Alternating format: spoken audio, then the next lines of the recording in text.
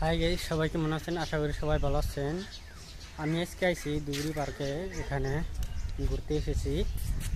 তো দেখতে থাকেন ভিডিওটা, আশা করি ভিডিওটা ভালো লাগবে। বহুত দিন ধরে ব্লগ স্লগ দেওয়া না, তো দেখেন প্লিজ।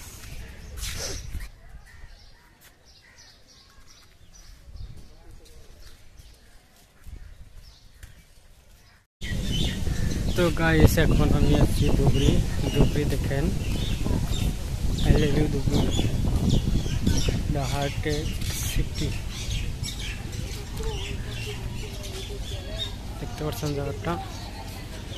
আর এটা হলো নেতাই ধুবনি ঘাট।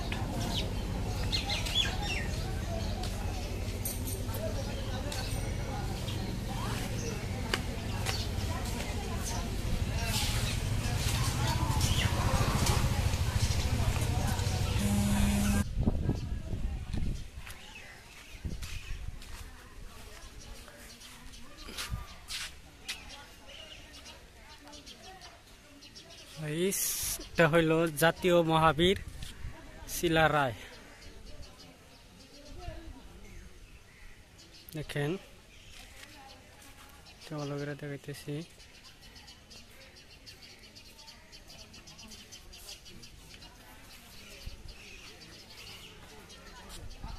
এটা হলো পার্ক। তো দেখেন,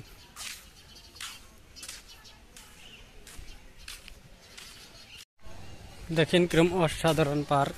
সবাই আসার চেষ্টা করবেন। এটা কি